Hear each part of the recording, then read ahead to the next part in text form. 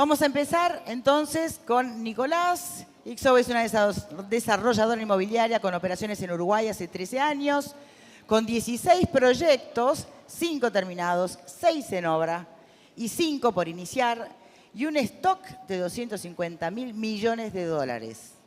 Dentro de los diferenciales de Ixobe está la búsqueda y elección de arquitectos a nivel global para hacer proyectos de más alto nivel en Uruguay.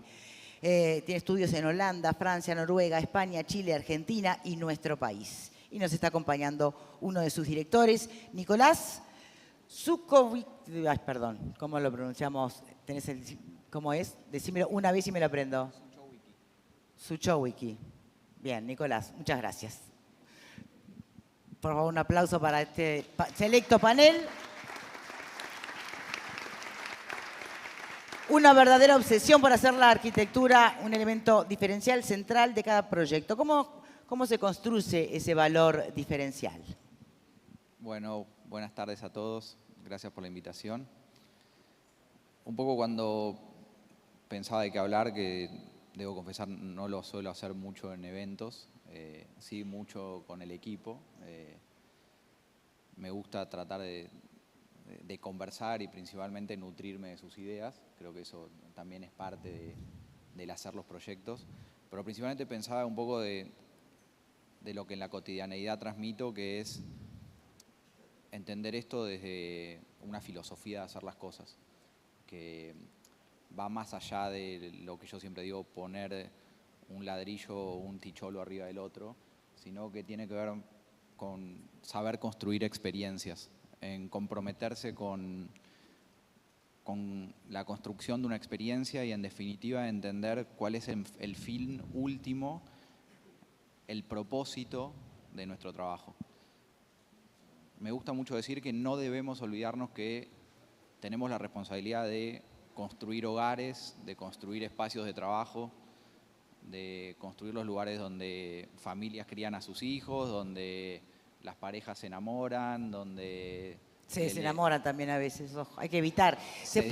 Ahí está la clave, ¿cómo lograr? ¿No? Articulando todos estos elementos, confort, diseño, calidad, materiales y experiencia en definitiva, residencial. yo creo que esas son las conclusiones, pero todo nace desde un lugar más de un pensamiento, como lo decía, casi filosófico, casi de convicción profunda de hacer las cosas bien. En un negocio en el cual 9 de cada 10 casos piensan las historias de la planilla de Excel al producto, tratar de ser ese caso que lo piensa del producto a la planilla.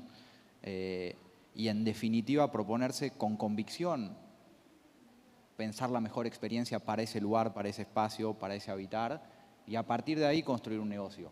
No cerrar una planilla de Excel, que es bastante común decir que el Excel resiste todo, y desde ese lugar construir la experiencia.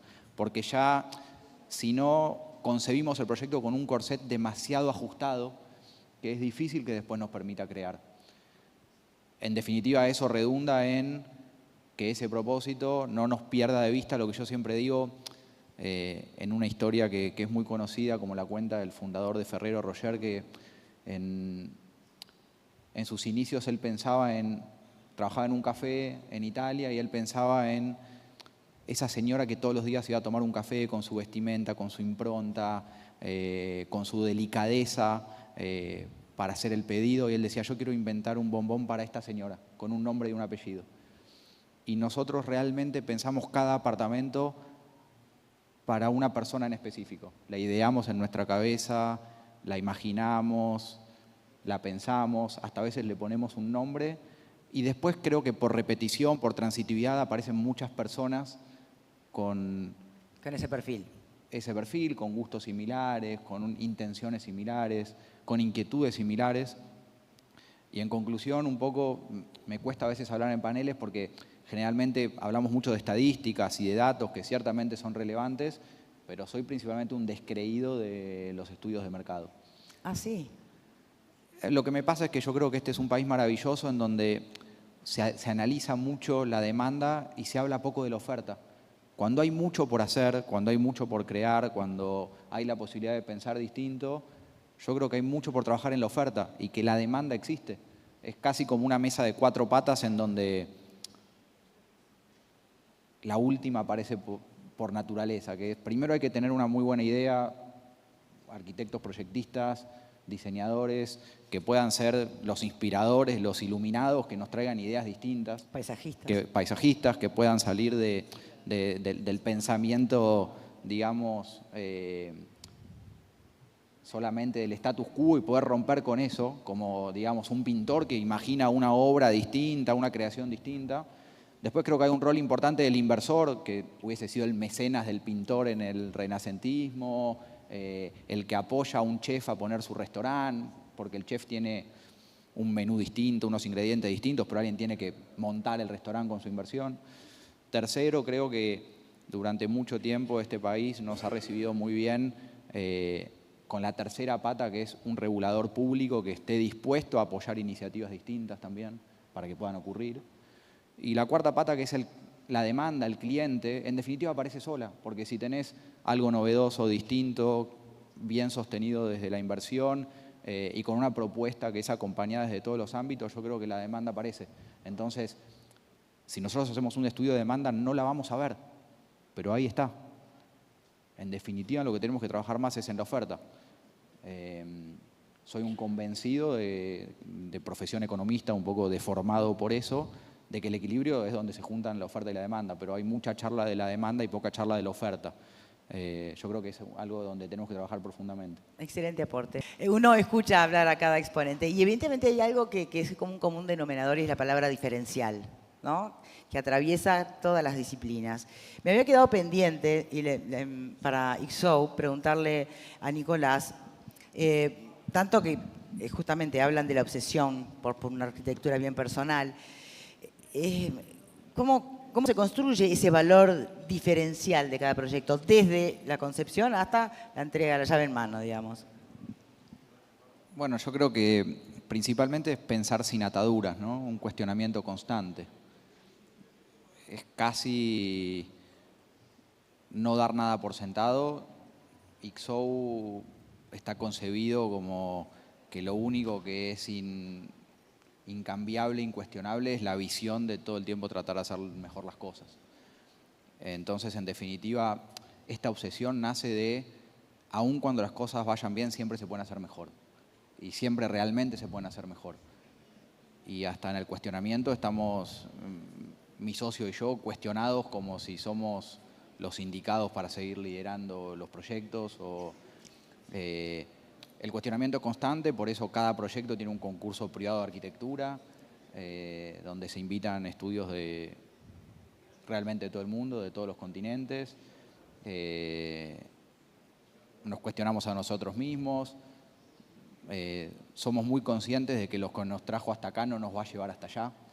En esta frase mucho de equipo que gana no se toca y sí, sigamos haciendo lo mismo. Y acá en este país ni te cuento.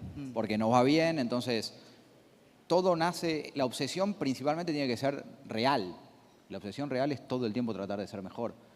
Y muchas veces hasta en nuestros propios equipos llega el momento, pero si esto se nos dio bien, pero si esto funcionó, y otra vez lo que nos trajo hasta acá no nos va a llevar hasta allá, y si la obsesión es real, tenés que estar dispuesto hasta a cuestionarte a vos mismo, lo cual es un trabajo, digamos, profundo que hay que hacer.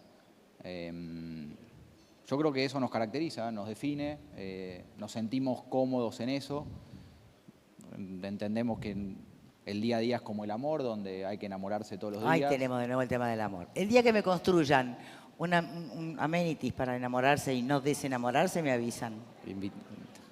Te vamos a convocar. Gracias. Pero desde un lugar que yo siempre le digo al equipo que, en definitiva, todo lo que nosotros hacemos en el trabajo, yo pongo el contraste del fuego y el agua, ¿no? Yo siempre les digo que nuestro trabajo es como un fuego, que el fuego requiere cuidarlo, protegerlo del viento, traer nueva madera, estar atento, no dejarlo que se apague, que no se extienda demasiado tampoco, porque a veces esa soberbia o esa adulación no te lleva a un buen lugar. Y les digo que lo único que es como el agua es el amor que tenemos cada uno por nuestros hijos. Que eso, el agua entra por todos lados. Acá los profesionales lo pueden confirmar. No se puede frenar. O sea, después todo el tiempo tenemos que estar pensando que estamos enfrente de un fuego. Cuidarlo, mejorarlo, perfeccionarlo. Y creo que esa obsesión nos define de esa manera, de todo el tiempo cuestionarnos hasta nosotros mismos. Clarísimo. Mucha terapia, ¿no? Haces terapia, ¿no? Sí. No, sí, es fundamental, señores, en la vida.